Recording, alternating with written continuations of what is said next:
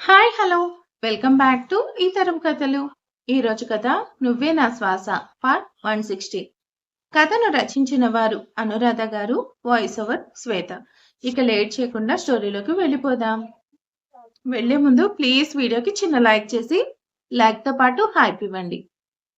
భూపతి ఆలోచనలో పడ్డాడు. అభిరామ్కి ఇంకా ఛాన్స్ లేదు. వాడు విక్రమ్ సహాయం తీసుకున్నా ఫలితం ఉండదు. వాణ్ణి మేడం ఇంకా నమ్మరు. మొట్టమొదటిసారిగా అభిరామ్ ఓటమి పాలయ్యాడు. అది ఇంత త్వరగా చాలా సంతోషంగా ఉంది. కానీ మిగిలిన కంపెనీల తలనొప్పి ఉంది. వాళ్ళ అడ్డు తొలగించుకోవడం అంత కష్టమేమీ కాదు. మేడంకి మనపై చాలా నమ్మకం వచ్చేలా చేస్తాను. ఆవిడ ముందు ఎంతో ఆదర్శవంతుడిలా నటించి మెప్పించేస్తా. చూస్తూ ఉండు సురేంద్ర. కానీ అంతవరకు మన ఇల్లీగల్ బిజినెస్ లో నిలిపివేయడమేమో. లేదంటే వాటి కోసం మరింత జాగ్రత్తలు తీసుకోవడం చెయ్యాలి. మన వాళ్ళందరినీ అలర్ట్ చెయ్యి. ఎక్కడ పొరపాటు జరగకూడదు.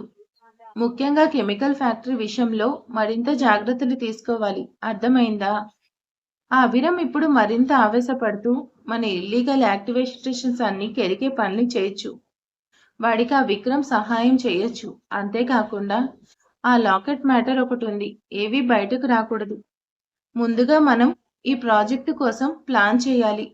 నువ్వు ఆ పనిలో ఉండు చెప్పి మొత్తం స్టాఫ్ని అలర్ట్గా ఉండమని హెచ్చరించాడు భూపతి.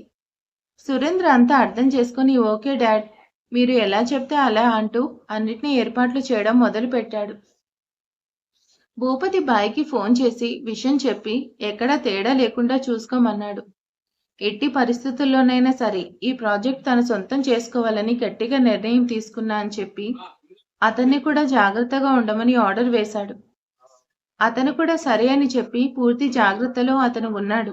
అక్కడ అలా ఉండగా అభిరామ్ బయటకొచ్చి అతని తల్లికి వీడియో కాల్ చేసి ఆవిడ్ని తనివి తీరా చూసుకుంటూ, మామ్ ఎలా ఉన్నారు? మీరు బానే ఉన్నారుగా అని ఎంతో ఆత్రంగా అడిగాడు అభి. మైథిలి గారు కొడుకు రూపాన్ని చూసి మురుసుకుపోతూ, నేను బాగానే ఉన్నానన్నా, నువ్వెలా ఉన్నావు? ఇందాక ఇక్కడి వరకు వచ్చి వెళ్ళావు, కానీ నేను నిన్ను కలవలేకపోయాను. అందుకు నాకు చాలా బాధగా ఉందిరా. వాడు ఆ దుర్మార్గుడు నా ముందుకొచ్చాడు. కానీ నన్ను గుర్తుపట్టలేకపోయి నన్ను బ్రతిమలాడుతూ మంచివాడిలా నటిస్తూ ఎన్ని డ్రామాలు చేశాడో అని ఆవిడ మనసులోని బాధ వెల్లడి చేసింది. అభి చిన్నగా నిట్టూర్చి, అది ఆరంభం వాడి పతనానికి. ఇంకా చాలా వేషాలు వేస్తాడు. చూస్తూ ఉండు. మామ్, నాకు మీ దగ్గరికి ఎవరు వచ్చి వెళ్ళినా తెలుస్తుంది. మీ దగ్గర ఉన్న ఇయర్ రింగ్స్ నాకు అక్కడ జరిగే ప్రతిదీ తెలియచేస్తుంది. అవసరం అనిపిస్తే ఆ బటన్ ప్రెస్ చేయండి. మొత్తం సెక్యూరిటీ సిస్టమ్ సెట్ చేశాను. అలాగే విక్రమ్కి కూడా అక్కడ జరిగే ప్రతి విషయం తెలుస్తుంది. అక్కడ చుట్టుపక్కలంతా మన వాళ్ళు కాపు కాస్తూ ఉన్నారు. ఎక్కడ పొరపాటు జరగకుండా వాళ్ళు చూసుకుంటారు. నేను మాత్రం ఇప్పుడిప్పుడే మీకు ఎదురుగా రాలేకపోవచ్చు. ఇంకో వారంలో ఆ భూపతి తన కొటేషన్ తీసుకొని మీ దగ్గరకు వస్తాడు. అలాగే అందరి ముందు ఆఫీషియల్ టెండర్ కూడా వేస్తాడు. కానీ వాణ్ణి మనం ఒక ఆట ఆడుకొని వెర్రివాణ్ణి చేసి గుడ్డిగా అగ్రిమెంట్ చేసుకోవాలి. అందుకు నేను ప్లాన్ చేసి ఉంచాను. అంతా సవ్యంగా ఉంది. కానీ నువ్వు మాత్రం అస్సలు బాధపడకుండా జరుగుతున్న ఈ ఆటలో ఆనందాన్ని మాత్రమే పొందాలి. అలాగే ఎక్కడ పొరపాటు జరగకుండా జాగ్రత్త తీసుకోవాలి. ఇంకా నేను ఇలా కాల్ చేయడం కూడా జరగకపోవచ్చు. మళ్ళీ చెప్తున్నా, ఎప్పుడన్నా ఇంపార్టెంట్ అనిపిస్తే ఆ ఇయరింగ్స్కి ఉన్న బటన్ ప్రెస్ చేస్తే నాకు తెలుస్తుంది అనంతా వివరంగా చెప్పి ఆవిడ్ని మరింత షార్ట్ చేశాడు అభి. మైథిలి గారు కొడుకు తీసుకుంటున్న జాగ్రత్తలు అర్థం చేసుకొని అతను అనుకున్నది సాధిస్తాడు అనే నమ్మకం కలిగి, సరే నాన్న, నేను ధైర్యంగా ఉంటాను. ఇంతకీ అంజలి ఎలా ఉంది అని ఆమె కోసం అడిగింది. అభి చిన్నగా నవ్వి, అంజలి ఆఫీస్లో ఉంది మామ్. తను నా మీద అలిగి ఉంది. నేను తనని ఎయిర్పోర్ట్కి తీసుకురాలేదుగా, నిన్ను చూసే అవకాశం ఇవ్వలేదు అని కోపం. కానీ పరిస్థితి కారణంగా అంజలిని ఇక్కడ సిచ్యువేషన్లో ఉంచలేదు. నువ్వు ఆమెను చూసినా అంజలి నిన్ను చూసినా ఇద్దరు కంట్రోల్ తప్పుతారు. అది కూడా భూపతి ముందు. అందుకే వద్దన్నాను అని నవ్వుతూ, సరే మామ్, ఇంక నేను ఆఫీస్కి వెళ్తాను. అక్కడ మేడం గారిని కూల్ చేయాలి. నైట్కి ఒకసారి వీలుంటే అంజలితో నీ కాల్ చేయిస్తా అని చెప్పి ఫోన్ పెట్టేశాడు. మైథిలి గారు అభిరామ్ అవస్థ అర్థం చేసుకుని నవ్వుకున్నారు. అభిరామ్ ఆఫీస్లో అంతా పవర్ ప్రాజెక్టు కోసం ప్లాన్ చేయాలని ఆరాటపడుతూ ఉన్నారు. అభి అక్కడికి ఆవేశంగా వచ్చాడు. అతని మొహం కోపంగా మార్చుకొని ఆవేశంగా అతని క్యాబిన్ వైపు వెళ్తూ అడ్డంగా ఉన్న వస్తువులు విసిరి కొడుతూ అతని క్యాబిన్లోకి వెళ్ళిపోయాడు. అభి ఆవేశం చూసి అక్కడి వాళ్ళంతా ఏం జరుగుంటుందని కంగారు పడుతూ ఉన్నారు. అతని ప్రవర్తన ప్రసాద్ గమనించి విషయం సురేంద్రకు ఫోన్ చేసి చెప్పాడు. సురేంద్ర ఆనందంగా అభిరామ్కి జరిగిన అవమానం కోసం చెప్పి అంజలి ఎక్కడుంది అని అడిగాడు. ప్రసాద్ అప్పటికే షాక్లో ఉన్నాడు. అందుకే ఆన్సర్ చేయకుండా బిగుసుకుపోయి ఉండిపోయాడు. సురేంద్ర ఇంకాస్త గట్టిగా ప్రసాద్ ఏం జరిగింది? ఆన్సర్ మై క్వశ్చన్ అన్నాడు. ప్రసాద్ ఉలిక్కిపడి సార్ మీరిప్పుడు ఏమన్నారు? ఆ ఆస్ట్రేలియాని అభి సార్ని మీట్ అవ్వకుండా అవతలికి పొమ్మందా? అందుకే మా బాస్ ఇలా చిందులు తొక్కుతున్నారా? నమ్మలేకున్నాను. మా బాస్ని ఆవిడ ఇన్సల్ట్ చేసిందా? అని దీర్ఘాలు తీస్తూ అడిగాడు ప్రసాద్. అంతే సురేంద్ర, ఇగో హట్ అయింది. రేయ్ ఏంట్రా ప్రతి ఒక్కడు అభిరంగాన్ని పొగడేస్తూ మాట్లాడుతున్నారు? నోరు మూసుకొని అంజలి ఎక్కడుందో చెప్పు అని అరిచాడు. అంతే. ప్రసాద్ గతుక్కుమని సార్ అది అలాంటిదేమీ లేదు సార్. అభిరామ్ కంటే మీరే గొప్పవారు అన్నది నా అభిప్రాయం. అంజలి మేడం ఇక్కడే ఉంది అని చెప్పి ఎందుకొచ్చిన గొడవ అని ఫోన్ పెట్టేశాడు. సురేంద్ర విజయం సాధించాను అనుకుంటూ ఖుషీగా అంజలికి ఫోన్ చేశాడు. ఆ ఫోన్ కాల్ అంజలి ముందుగానే ఊహించింది. అందుకే ప్లాన్లో భాగంగా హలో సురేంద్ర గారు, ఎలా ఉన్నారు? విషయం ఏంటి? ఈ సమయంలో ఫోన్ చేశారు అని ఎంతో ఆప్యాయంగా అడిగింది. అంతే. ఆమె గొంతు వినగానే పట్టలేని సంతోషం కలిగి గాల్లో తేలుతూ ఏం లేదు అంజలి గారు, మీతో కాసేపు సరదాగా మాట్లాడాలనిపించింది. నా సంతోషాన్ని మీతో పంచుకోవాలని అందుకే ఫోన్ చేశాను అన్నాడు సురేంద్ర.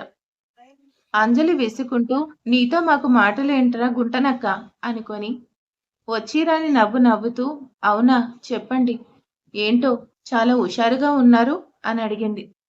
ఆమె ప్రశ్నకి సురేంద్ర మెలికలు తిరుగుతూ అంటే ఏం లేదండి, మామూలుగానే మీరు చెప్పినట్టే ఆ ఆస్ట్రేలియన్ లేడీ దగ్గర మంచి మార్కులు తెచ్చుకున్నాను. ఇప్పుడు ఆవిడ మా గెస్ట్ హౌస్లోనే ఉంది. నేను ఆ పవర్ ప్రాజెక్టు కోసం ప్రయత్నిస్తున్నా. ఆవిడ మాకు ఫేవర్గా ఉంది అని నవ్వుతూ చెప్పి ఏదో రహస్యం చెప్తున్నట్టు అంజలి మీకు విషయం చెప్పాలి. ఆవిడ మీ బాస్ని మీట్ అవును అని చెప్పేసింది.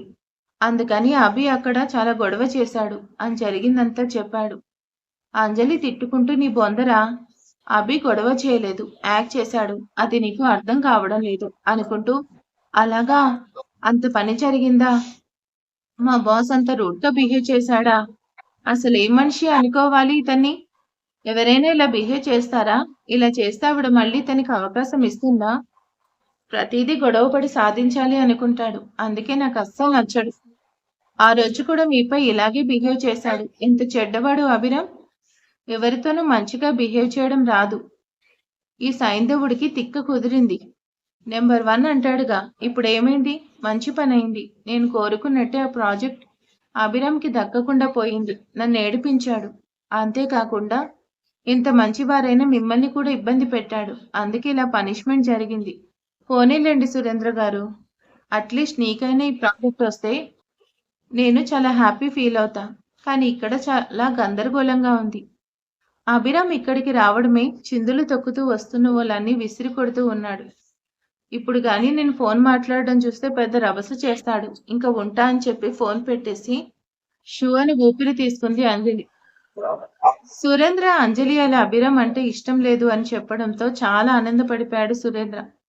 మొత్తానికి వాళ్ళ ట్రాప్లో పడి సురేంద్ర వాళ్ళ కంపెనీ పూర్తి డీటెయిల్స్, సీక్రెట్స్ అన్ని వివరిస్తూ చాలా ఇంపార్టెంట్ డాక్యుమెంట్స్, అగ్రిమెంట్స్ జత చేస్తూ ఆవిడకి అందించేందుకు సిద్ధంగా ఉన్నారు వాళ్ళు.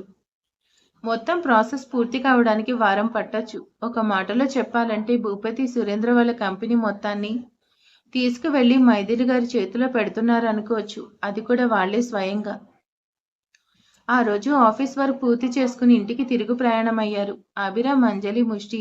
ఆలోగా ఆఫీస్ అంతా విషం పాకిపోయింది.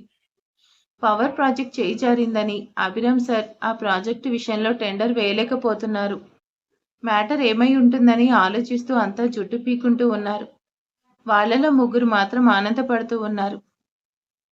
అభి, అంజలి, ముష్టి కలిసి ఒకే కారులో ఇంటికి వస్తున్నారు. ముష్టి కారు నడుపుతున్నాడు. అభిరామ్ అతని పక్కన కూర్చొని ఉన్నాడు. అంజలి వెనక సీట్లో ఉంది. ఆమె వైపు అభి చూసి, ఆ సురేంద్ర కాల్ చేసినట్టు ఉన్నాడు. ఏంటి విషయం అని అడిగాడు. అంజలి అతని వైపు చూడకుండా హా చేశాడు. చాలా సంతోషంగా ఉన్నాడు. నువ్వు ఓడిపోయావని, అలాగే తాను గెలవబోతున్నానని ఆనందంగా విషయం నాకు చెప్పాలని ఫోన్ చేశాడు. ఇంకో వారంలో టెండర్ వేస్తారు. అత్తయ్య అగ్రిమెంట్కి వాళ్ళు సిద్ధంగా ఉన్నారు. చాలా, నన్ను ఇంకేం అడక్కు. నాకు నీ మీద చాలా కోపం వచ్చింది. సో మాట్లాడకు అని మొహం తిప్పుకుంది. అభి నవ్వుతూ హే సారీ యార్, కోపం వద్దు ప్లీజ్ అని రిక్వెస్ట్ చేస్తుండగా ఇల్లు చేరుకున్నారు. అంజలి గబగబా కార్ దిగి లోపలికి వెళ్ళిపోయింది. ముష్టి అభిరామ్ వైపు చూసి బాస్, ఈ ఆడవాళ్ళు అర్థం చేసుకోవడం చాలా కష్టం బాస్. ఎప్పుడు ఏ మూడ్లో ఉంటారో, ఎందుకు నవ్వుతారో, ఎందుకు అలుగుతారో తెలీదు. అబ్బా విసుగొస్తుంది అని విచారంగా చూశాడు ముష్టి. అభిరామ్ నవ్వుతూ ఇంక చాలా ఆపుతావా? నా మర్దల పిల్ల ఎందుకు అలిగిందో నాకు తెలుసు అని ఇంట్లోకి వెళ్ళాడు. అక్కడ విక్రమ్, వినోద్ గారు ఉన్నారు. అంతా ఒక చోట కూర్చొని జరిగిందంతా మాట్లాడుకున్నారు. అభిరామ్ చెప్తున్నాడు, మనకి ప్రేమ్ హెల్ప్ చేస్తున్నాడు. అలాగే బాయ్ పక్కన ఉన్న ఇర్ఫాన్ కూడా హెల్ప్ అయ్యాడు. ఇంకక్కడ ఏం జరుగుతున్నా వెంటనే మనకు తెలుస్తుంది. అబ్బా కొడుకులు గోతులో పడేందుకు సిద్ధంగా ఉన్నారు అని నవ్వాడు. అంతా నవ్వుకొని నెక్స్ట్ స్టెప్ కోసం ఆలోచిస్తూ ఉన్నారు. అలా అంతా భోజనాలు పూర్తి చేసుకున్నారు. అంజలి మాత్రం కోపంగా ఉంది. అభి ఆమె దగ్గరగా వెళ్లి నిల్చొని, కోపంలో ఎంత అందంగా ఉన్నావో రాణి అమ్మ. ఇంతకీ కోపం అంతా అమ్మని కలవనివ్వలేదు అందుకేనా? అర్థం చేసుకోరా. అక్కడ భూపతి, సురేంద్ర ఉంటారు. వాళ్ళకి అనుమానం కలుగుతుంది అని జాగ్రత్త పడ్డా అంతే. అంజలి చిన్నపిల్లల మొహం పెట్టుకుని ఏదో ఒకటి చెప్తావు. నేను అత్తయ్య ఎంట్రన్స్ ని చూసి చాలా థ్రిల్ అవ్వాలి అనుకున్నా. అత్తయ్య ఎలా మారి వచ్చారో అని ఎంతో ఎక్సైట్ ఫీల్ అవుతూ ఉన్నా. నువ్వేమో కనీసం నన్ను దూరం నుంచి కూడా అత్తయ్యని చూడనివ్వలేదు. మంచి ఛాన్స్ మిస్ అయ్యాను అని ఫీల్ అవుతూ చెప్పింది. అభి చిన్నగా నవ్వి సరేలే, ఏం చేస్తాం, పరిస్థితి అలా ఉంది. ఒక వారం ఆగు, నిన్ను సురేంద్ర స్వయంగా అత్తయ్య దగ్గరికి తీసుకువెళ్లేలా ప్లాన్ చేశాను అని ఆ ప్లాన్ కోసం వివరించి, ప్రస్తుతానికి ఒకసారి అత్తయ్యతో మాట్లాడు అని ఒక సీక్రెట్ నెంబర్తో ఆవిడ కాల్ చేసి అంజలికి ఇచ్చాడు. అంజలి ఎంతో సంతోషంగా ఆవిడతో మాట్లాడింది. మైథిలి గారు కూడా ఎంతో సంతోషపడుతూ ఉన్నారు. ఇద్దరు కాసేపు మాట్లాడాక, అభి ఇంకా చాలు, మరి నువ్వు అల్లరి చేయకుండా వారం రోజులు వేచి చూడాలి అని నచ్చ చెప్పి ఒప్పించాడు. అంజలి అర్థం చేసుకుని అభి ప్లాన్ ప్రకారం నడుచుకుంటూ ఉంది. వారం రోజులు గడిచింది. ఆ రోజంతా టెండర్ వేశారు. కానీ అభిరామ్కి అవకాశం ఇవ్వలేదు. అందుకే అతను చాలా విచారిస్తూ ఆఫీస్లో కూర్చున్నాడు. లక్కీగా ప్రాజెక్టు కోసం వేసిన కోడ్లో భూపతి వాళ్ళకే టెండర్ శాంక్షన్ అయింది. వారం రోజుల శ్రమ ఫలించింది. సురేంద్ర ఇండస్ట్రీ వాళ్ళకి పవర్ ప్రాజెక్ట్ వచ్చినట్టు అనౌన్స్ చేశారు. బాయ్ షాక్ అయిపోయి చూస్తూ నిల్చున్నాడు. సురేంద్ర ఎంతో ఆనందపడుతూ భూపతిని హక్ చేసుకున్నాడు. కొడుకు సంతోషంలో అతని కూడా భాగం పంచుకొని, సురేంద్ర ఇక్కడ అయిపోలేదు, నువ్వు ఆ శోభా పరారే దగ్గర ఇంకాస్త స్థానం సంపాదించుకోవాలి అని మొత్తం వివరంగా చెప్పాడు. తండ్రి మాటల ప్రకారం సురేంద్ర సిద్ధమయ్యాడు. ఆ ఆనందంలో కావాలని అభిరామ్ ఆఫీస్ దగ్గరికి వెళ్లి అభిరామ్ని పిలిచి వెక్కిరిస్తున్నట్టుగా మాటలు విసిరాడు. ఎంత విర్రవీగావురా, ప్రతిసారి ప్రాజెక్టులు నాకే సొంతమని. ఇప్పుడు ఏమైందిరా, కనీసం టెండర్ కూడా వేయలేకపోయావు. ఈ ప్రాజెక్టు నా సొంతం చేసుకున్నా, చూస్తూ ఉండు. ఇలాగే అన్ని ప్రాజెక్టులు నా సొంతం చేసుకుని నెంబర్ 1గా ఉన్న నిన్ను జీరో చేస్తాను. ఏదో ఒక రోజు నిన్ను రోడ్డు మీదకి లాక్కొస్తా. అప్పుడు నువ్వు అవమానం భరించలేక ఆత్మహత్య చేసుకొని తీరుతావు అని రెచ్చిపోతూ డైలాగ్స్ వేస్తూ చెప్పాడు. అభిరామ్ ఆవేశపడుతూ రేయ్, నిన్ను వదిలిపెట్టను అంటూ కావాలని అరుస్తూ ఉన్నాడు. అక్కడ ఏదో గొడవ జరుగుతుందని ఆఫీస్ స్టాఫ్ అడ్డుకోవాలనుకున్నారు. కానీ ఎక్కువ సమయం గొడవ చేయకుండా సురేంద్ర వెనక్కి వెళ్ళిపోయాడు. అంతా షూ అని ఊపిరి తీసుకున్నారు. ముష్టివర్ధన్ ఎంతో కష్టం మీద అభిరామ్ని అక్కడి నుంచి బయటకు తీసుకువెళ్ళిపోయాడు. అంజలి ఆమె క్యాబిన్ నుంచి బయటకు వచ్చేసరికి అక్కడ ఎవరూ లేరు. అంతా ఆశ్చర్యపోతూ ఏంటో కలికాలం అనుకొని వాళ్ళ పనుల్లో వాళ్ళు నిమగ్నమయ్యారు. అభిరామ్ ముష్టి ఒక చోట ఆగి అంజలి కాల్ చేసి సురేంద్రతో మాట్లాడమని తన ప్లాన్ చెప్పాడు. అభి అంజలి సరే అని చెప్పి సురేంద్ర కాల్ చేసింది. అంజలి ఫోన్ కాల్తో సురేంద్ర మరింత రెట్టింపు సంతోషపడుతూ ఫోన్ లిఫ్ట్ చేశాడు. అంజలి అతన్ని అభినందిస్తూ కంగ్రాట్స్ సురేంద్ర గారు, ప్రాజెక్టు సాధించారు. నాకు చాలా సంతోషంగా ఉంది. ఆ ఆనందం మీతో కలిసి పంచుకోవాలని ఉంది. నాకు మీరు ట్రీట్ ఇవ్వాలి అని అడిగింది. సురేంద్ర గొప్పైపోతూ షూర్ అంజలి, చెప్పండి ఎప్పుడు కలుస్తారు అని అడిగాడు. అంజలి నవ్వుతూ మా బాస్ పిచ్చి షాక్ లో ఉన్నాడు. ముష్టి అన్నయ్య తనని బయటికి తీసుకెళ్లిపోయాడు. నేనిప్పుడు ఫ్రీగానే ఉన్నా. నన్నెవరూ అడ్డుకోరు. విక్రమ్ అన్నయ్య కూడా ఏమీ అనరు అని చెప్పి అతను ఒక చోటుకి రమ్మని చెప్పి అంజలి అక్కడ అతని కోసం వెయిట్ చేస్తూ ఉంది. సురేంద్ర ఆనందంకి హద్దు లేకుండా పోయింది. అంజలి రమ్మన్న చోటికి ఎంతో ఆత్రంగా వచ్చాడు. అంజలి అతని కారులో ఎక్కడా ఇద్దరు ఒక రెస్టారెంట్ లో కూర్చోవడం అంతా విక్రమ్ బృందంతో ఫాలో చేస్తూనే ఉన్నారు. అలాగే అభిరామ్ అబ్జర్వ్ చేస్తూనే ఉన్నాడు. కాసేపు ఇద్దరు ప్రాజెక్టు కోసం మాట్లాడుకున్నారు. అంజలికి ఇష్టం లేకున్నా సురేంద్రతో నవ్వుతూ మాట్లాడుతూ ఉంది. ఆమె కాసేపు ఓర్పు వహించి అడిగింది, సురేంద్ర గారు, నాకు శోభా గారిని చూడాలని ఉంది. మీకింత మంచి అవకాశం ఇచ్చారావిడ. నేను ఆవిడికి థ్యాంక్స్ చెప్పాలి అనుకుంటున్నా. ఒకసారి తీసుకెళ్లొచ్చుగా. ఇప్పుడు ఆవిడ మీ గెస్ట్ హౌస్ లోనే ఉన్నారు అన్నారుగా అని రిక్వెస్ట్ చేస్తూ అడిగింది. సురేంద్ర తీసుకువెళ్తానని మాటిచ్చాడు. గెస్ట్ హౌస్ దగ్గర ఉన్న నెల్సన్కి కాల్ చేసి మేడంని మీట్ అవ్వాలి. ప్రాజెక్టు మాకే ఇచ్చినందుకు ధన్యవాదాలు చెప్పాలని పర్మిషన్ తీసుకొని అంజలిని ఎక్కించుకొని గెస్ట్ హౌస్ వైపు పయనమయ్యాడు. మార్గ మధ్యలో అంజలి అడిగింది, సురేంద్ర గారు, మీ డాడ్ ఒక్కరే మీతో ఉన్నారు. మరి మీ అమ్మగారు లేరా అని. అంతే. సురేంద్ర కంగారుగా కార్ బ్రేక్ వేశాడు. అంజలి ఏమైంది అని కంగారుగా చూస్తూ అడిగింది. అతను విచారంగా చూస్తూ అమ్మ కోసం ఇలా సడన్ గా అడిగేసరికి నేను తట్టుకోలేకపోయాను అంజలి అని బాధగా చెప్పాడు. అంజలి అతని వైపు దిగాలుగా చూస్తూ ఏమైంది సురేంద్ర గారు, మీరెందుకో బాధపడుతున్నారని అర్థమవుతుంది. చెప్పండి. మీ బాధ ఏంటో మనసులో బాధ చెప్పుకుంటే కొంతవరకు బరువు తగ్గుతుంది. నేను మీ ఫ్రెండ్నేగా అని అడిగింది అంజలి. సురేంద్ర దిగాలుగా చూస్తూ అంజలి, మా అమ్మ చాలా మంచివారు. నేనంటే ఆవిడికి చాలా ఇష్టం తెలుసా. మాది ఒక రాజవంశం. అమ్మ పేరు వైదేహి. ఆమెకు నాన్నన్నా ఆయన పనులన్నా నచ్చేది కాదు. ఆయన చేసే ప్రతి పనిలో ఆవిడ అడ్డుపడుతూ ఇది మంచి కాదు, ఇలా వద్దు, అలా వద్దు, ఎవరిని బాధ పెట్టకండి, అంతులేని అత్యాశ అనార్థాలకు దారి తీస్తుందని హెచ్చరిస్తూ ఉండేది. ఆవిడ మాటలు నాన్నగారికి నచ్చేవి కావు. ఎదుగుదల కోరిక గల డాడ్ ఎప్పుడూ గెలుపు కోసం అనుకున్నది సాధించడం కోసం ఎంతో కఠినంగా వ్యవహరిస్తూ వచ్చారు. ఫలితంగా కొన్నేళ్ల క్రితం అమ్మ చనిపోయింది. నిజం చెప్పాలంటే నాన్న కోపానికి బలైపోయింది. 10 ఏళ్ల క్రితం డాడ్ ఒక బిజినెస్ పని మీద వెళ్తుంటే అమ్మ అడ్డుపడి వద్దని వారించింది. అది నాన్నగారికి నచ్చలేదు. అడ్డు తప్పుకోమని హెచ్చరించినా అమ్మ వినిపించుకోలేదు. ఆయనకు అడ్డుపడుతూ నచ్చచెప్పే ప్రయత్నం చేసింది. నాన్న ఆమెను పక్కకు విదిలించారు. ప్రమాదవశాత్తు ఆవిడ ఇనుప చువ్వ మీద పడి ప్రాణాలు వదిలేశారు. ఆ సమయంలో నేనెంత ఏడ్చానో మాటల్లో చెప్పలేను అంజలి. మా అమ్మ అంటే నాకు చాలా ఇష్టం. కానీ ఆవిడ నన్ను విడిచిపెట్టి వెళ్ళిపోయారు. నన్ను ఒంటరివాణ్ణి చేశారు. నిజానికి మా నాన్నగారు అమ్మని చంపాలనుకోలేదు. కానీ ప్రమాదం ఆయన వల్లే జరిగింది. తట్టుకోలేకపోయాను. కొన్ని రోజులు ఆయనతో మాట్లాడలేదు. ఆ తర్వాత నెమ్మదిగా వాస్తవాన్ని అర్థం చేసుకొని నాకు మిగిలిన ఒకే ఒక్క బంధం నాన్నగారు కావటం వల్ల ఆయన్ని బాధ పెట్టకుండా ఆయన చెప్పినట్టే నడుచుకోవడం అలవాటు చేసుకున్నాను. ఇన్నేళ్లుగా డాడ్ నాకు కష్టం రాకుండా చూసుకున్నారు. ఆయన ఎప్పుడూ నన్ను రాజులా చూడాలని ఆశపడుతూ వస్తున్నారు. ఆయన ఆశ నెరవేర్చే పనిలో నేనున్నాను. ఇప్పుడు ఈ ప్రాజెక్టుతో నేను ఇంకాస్త గొప్పవాణ్ణి కాబోతున్నా. కానీ ఎన్ని సాధించినా, డాడ్ ఎంత ముద్దుగా చూసుకున్నా అమ్మలేని లోటు ఎవరు తీర్చలేరుగా. ఇవాళ మా అమ్మే ఉండి ఉంటే ఎంత సంతోషపడేవారో అని కన్నీళ్లు పెట్టుకున్నాడు. మొట్టమొదటిసారిగా సురేంద్ర కళ్ళల్లో నీళ్లు, అతని మాటల్లో నిజాయితీ చూసింది అంజలి. నిజమే. ఎంతటి వాడైనా కాని ఒక తల్లికి కొడుకి సురేంద్ర మదర్ భూపతి అరాచకాలకు అడ్డం తిరుగుతుందని ఆవిడ అడ్డు తొలగించాడు అని ఆమెకు అర్థమవుతుంది. ఛీ, మావయ్య ఎంత దుర్మార్గుడు. తోడబుట్టిన చెల్లెల్ని, కట్టుకున్న భార్యను చంపుకున్నాడు. ఇలాంటి వాడికి నరకంలో కూడా చోటు దక్కదు అని బాధపడుతూ సురేంద్రని నార్మల్ చేస్తూ, బాధపడకండి సురేంద్ర, ఏది మన చేతిలో ఉండదు. జరిగిపోయిన దాన్ని మార్చలేముగా. ఇవాళ మీరు సంతోషంగా ఉండాలి. ప్రాజెక్టు సాధించారుగా.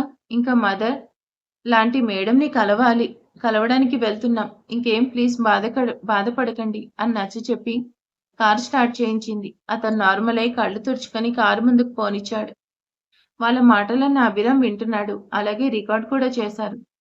తన పెద్దమ్మ పశువు లాంటి భూపతి చేతిలో బలి కావడం అతన్ని ఎంతో బాధ పెట్టింది.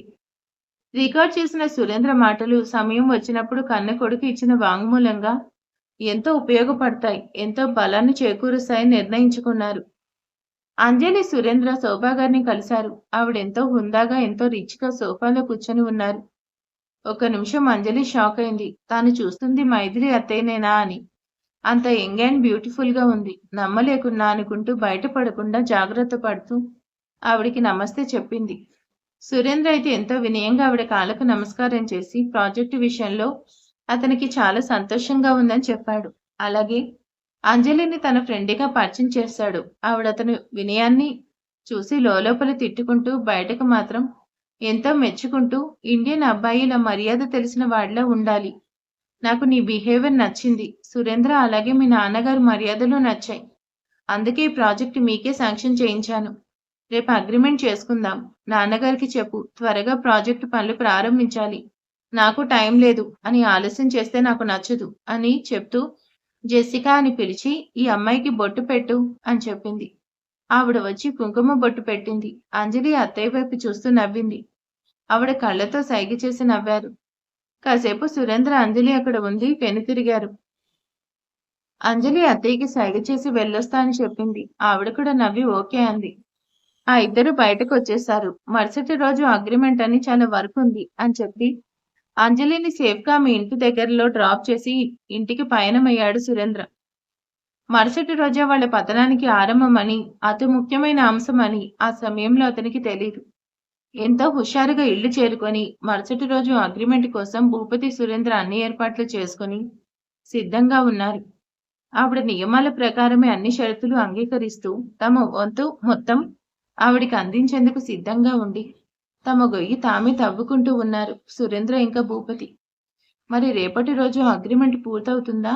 అసలు రాబోయే రోజుల్లో వాళ్ళ పరిస్థితి ఎలా మారబోతుంది చూద్దాం నెక్స్ట్ పార్ట్లో. ఈరోజు ఎపిసోడ్ ఎలా ఉందో ప్లీజ్ కామెంట్ చేసేయండి. Thank you.